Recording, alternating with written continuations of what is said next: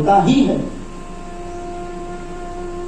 तो उस जीव आत्मा को देह त्यागते समय 40,000 बिच्छुओं के दंड की पीड़ा को सहना पड़ता है।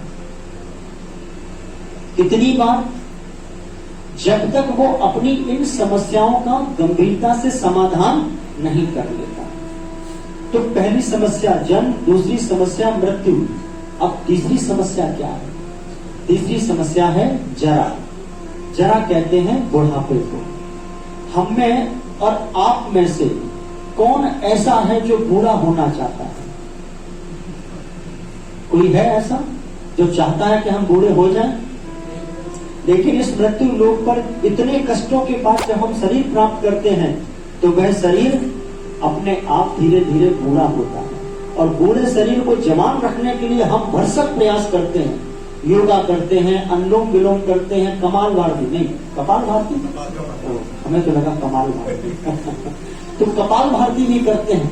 लेकिन हम देखते हैं हमारे अनेक प्रयासों के बाद भी हम अपने बूढ़े होते शरीर को नहीं बचा पाते। तो ये हमारी तीसरी सबसे बड़ी समस्या है। और चौथी सबसे बड़ी समस्या क्या है? व्याधि। जन्म, मृत्यु, जरा, व्याधि। अब ये व्याधि क्या है? जब शरीर बूढ़ा हो जाता है और बूढ़े शरीर में जब रोग लगते हैं तो उन रोगों को जीव आत्मा को सहन करना पड़ता है। जैसे अब किसी का शरीर 60 वर्ष की अवस्था का है तो 60 वर्ष की अवस्था के शरीर को वह जीव आत्मा ढो रहा है और साथ में अब उसे व्याधियां भी लग गई, व्याधियां लगना शुरू हो गई, रोग लगना शुरू हो गए। तो उन रोगों को भी उस जीव आत्मा को सहन करना होता है। क्यों? क्योंकि वह इस मृत्यु लोक में आने के बाद अपने मूल स्वरूप को न जानकर, परमात्मा को न जानकर वह इन 4 समस्याओं को मजबूरी में स्वीकार करता है। और अगर वह इस मृत्यु लोक में आकर मानव तन प्राप्त करके किसी संत और सदग्रंथ का सानिध्य प्राप्त करके वह अपने मूल स्वरूप को जानकर, परमात्मा को जानकर उन परमात्मा की प्राप्ति के लिए प्रयास करता है तो उसकी ये 4 समस्याएं स्थायी रूप से खत्म हो जाती है।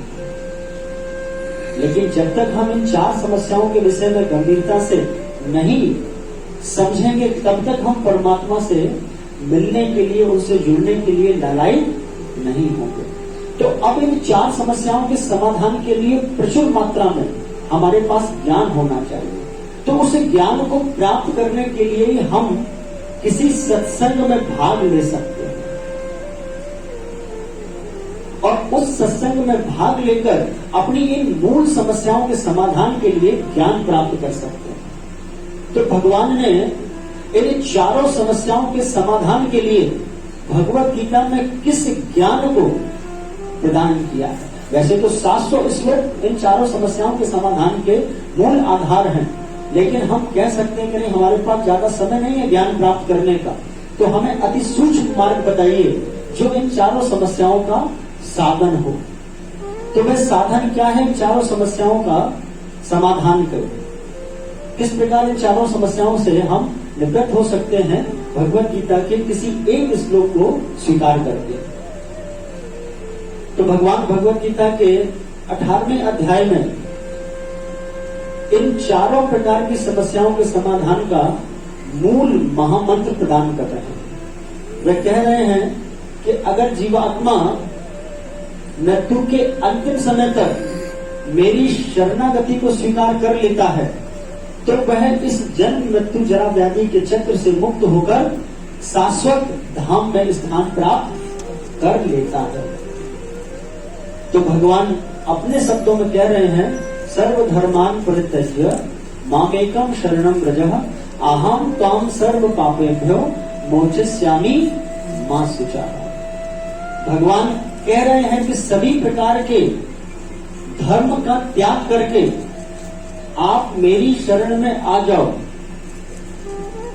मैं आपके द्वारा किए गए समस्त प्रकार के पाप कर्मों से आपको मुक्त कर दूंगा। इस जन्म के ही पाप कर्म नहीं, अनंत अनंत जन्मों के पाप कर्मों से मैं आपको मुक्त कर दूंगा और मैं आपको इस मृत्यु लोक से मुक्त करके शाश्वत धाम में स्थान प्रदान कर दूंगा। मां सुचा डरो मत, ये मेरा वचन है।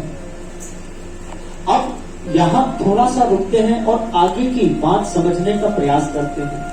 क्या हम भगवान के घर जाने के लिए तैयार हैं?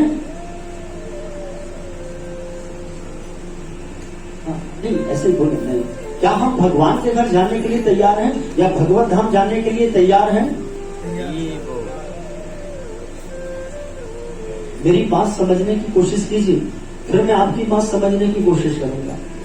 मेरा प्रश्न ये है कि भगवान ने इन चारों समस्याओं के समाधान का निराकरण भगवत गीता के एक श्लोक के माध्यम से हमें प्रदान किया है। वह कह रहे हैं सर्वधर्मान परित्यज्य मामेकम शरणं व्रज, बस मेरी शरण में आ जाओ। हम भी तो कहते हैं कि भाई बस तुम मेरे शरणागत हो जाओ, मैं तुम्हारा काम कर दूंगा। हम भी तो बोलते हैं ना। अच्छा, ऐसा क्यों बोलते हैं? क्योंकि है तो हम भगवान के ही अंश। तो भगवान के अंश होने के कारण जो जो भगवान कहते हैं या जो जो भगवान चाहते हैं वो हम भी चाहते हैं और हम भी कहते हैं। भगवान क्या चाहते हैं? समस्त ऐश्वर्यों का भोग करना, तो हम भी चाहते हैं समस्त ऐश्वर्यों का भोग करना। लेकिन हम कहां कर रहे हैं ऐश्वर्यों का भोग? जहां दुखी लोग हैं। यानी कि कह सकते हैं कि हम जिन ऐश्वर्यों को ऐश्वर्य माने हुए हैं, वास्तव में वो मिथ्या भ्रम है और व्यर्थ की गंदगी है। हम गंदगी में ऐश्वर्यों का भोग कर रहे हैं। और भगवान कहां ऐश्वर्यों का भोग कर रहे हैं? वैकुंठ में। तो भगवान यही कह रहे हैं कि अगर आपको ऐश्वर्यों का भोग करना है तो यहां क्यों कर रहे हो? आओ मेरे पास, मेरे साथ रहो और जिन ऐश्वर्यों का भोग मैं कर रहा हूं उन्हीं ऐश्वर्यों का भोग आप उच्चिष्ट में, मेरे उच्चिष्ट के रूप में, शुद्ध वैष्णवों के उच्चिष्ट के